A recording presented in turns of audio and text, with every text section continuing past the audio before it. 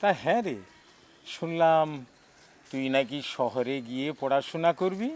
হ্যাঁ জেঠু, শহরে একটা ইঞ্জিনিয়ারিং কলেজে ভর্তি হয়েছি। আসলে এখানে তো সেরকম ব্যবস্থা নেই। ঠিক করেছিস বাবা, ঠিক করেছিস। জানিস, উচ্চ শিক্ষা নিতে গেলে শহরে থেকেই তো পড়াশোনা করতে হয়। তুই হচ্ছিস আমার গ্রামের গর্ব রে, আমার গ্রামের গর্ব। উচ্চ শিক্ষা নিয়ে তুই আমাদের গ্রামের মান বাড়িয়ে রাখিস।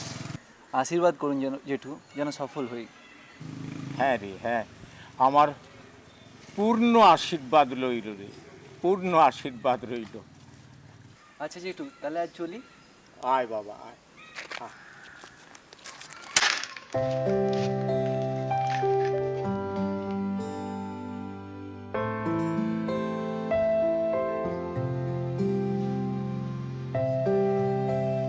প্রথম প্রথম আমাদের কথা খুব মনে পড়বে, তারপরে দেখবি আস্তে আস্তে নতুন পরিবেশ, নতুন নতুন বন্ধু বান্ধব, তারপরে তো কলেজের চাপ তো আছেই।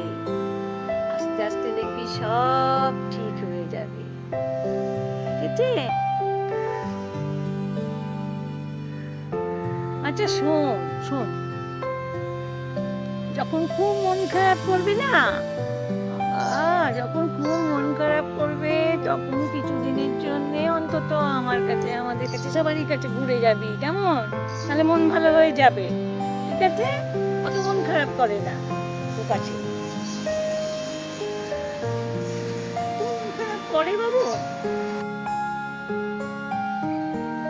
একা একা বেশ মায়ের আদর খাচ্ছিস বল। হ্যাঁ রে, কদিন পর তো চলেই যাব, তাই একটু বেশি বেশি করে আদর খাচ্ছি। কেন, তোর হিংসা হচ্ছে? না রে দাদা, মন খারাপ লাগছে তোকে ছেড়ে।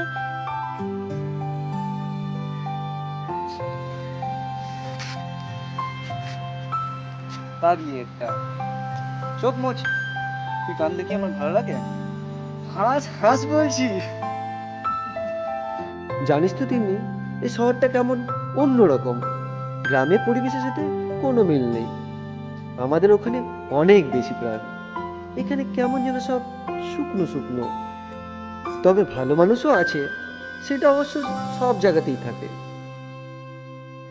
যাই হোক, তুই আর মা এখন কি করছিস কে জানে। কি হয়েছে মা? একটু সাবধানে জল খাবে তো। না রে, আমার জর্জ হয়তো আমার কথা মনে করছে, তাই এরকম হলো। সত্যি মা, দাদা আমাদের কতটা জুড়ে ছিল আজ বুঝতে পারছি। কি বাবা, কলেজ যাচ্ছ? হ্যাঁ কাকু, আজ আমার কলেজের প্রথম দিন। ঠিক আছে ঠিক আছে। আশীর্বাদ করুন কাকু। আরে আমার আশীর্বাদ সবসময় তোমার সঙ্গে থাকবে। ও হ্যাঁ, এই ইঞ্জিনিয়ারিং কলেজ, একটু সাবধানে চলাফেরা করো বাবা। অবশ্যই কাকু, আপনি নিশ্চিন্ত থাকুন। আমার উদ্দেশ্য নিজেকে ভালোভাবে প্রতিষ্ঠা করা, আর আমি করবই। Good, very good. কি ব্রাদার, সকাল সকাল কোথায়? কলেজে নাকি? তা দেখো, কলেজের সুন্দরী রমণীদের দেখে রাসলীলায় মেতে যেও না, সাবধানে। এখানকার শহরের মালগুলি না বহুতই চুপ! খারাপ। কার সাথে কিভাবে কথা বলতে হয় এখনো শেখনি নাকি? Sorry, best of lakh.